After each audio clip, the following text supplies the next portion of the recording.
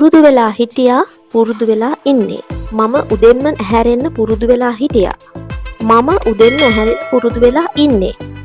මේ දෙකේ වෙනස ගොඩක් දෙනෙක් පටලවා ගන්නවා. ඉංග්‍රීසි භාෂාවෙන් ලියද්දි මේක ගොඩක් අය වැරදියට තමයි ලියන්නේ. මේ වාක්‍ය දෙක හරියට ලියන්න මේ වගේ තවත් වාක්‍ය හරියට ලියන්න ඔයගොල්ලෝ දැනගෙන ඉන්න ඕන කොටස් දෙකක් තියෙනවා. ඒ තමයි used to සහ be used to. මේ used to කියන එකයි be used to කියන එකයි දෙකම පාවිච්චි කරන්නේ වාක්‍යයේ සබ්ජෙක්ට් එක එහෙම නැත්නම් කර්තෘගෙන් පස්සේ වාක්‍ය ක්‍රියාපදයට කලින්. ඒ කියන්නේ සබ්ජෙක්ට් එකයි verb එකයි අතර තමයි මේ be used to හරි used to හරි පාවිච්චි කරන්න තියෙන්නේ. used to කියන එකට අපි උදාහරණයක් ගමු. මම උදෙන්ම ඇහැරෙන්න පුරුදු වෙලා හිටියා. සබ්ජෙක්ට් එක මම පුරුදු වෙලා හිටියා මොකටද? ඇහැරෙන්න. wake up. ඒක තමයි verb එක. මේ දෙක අතරට එන්න ඕනේ පුරුදු වෙලා හිටියා. අතීතයේ පුරුද්දක් ගැන කියන්නේ.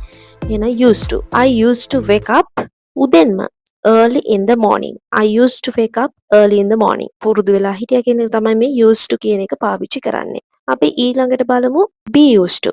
මම උදෙන්ම ඇහැරෙන්න පුරුදු වෙලා ඉන්නේ. මම දැන් පුරුදු වෙලා ඉන්නේ එක. මම මේක දැනට කරනවා.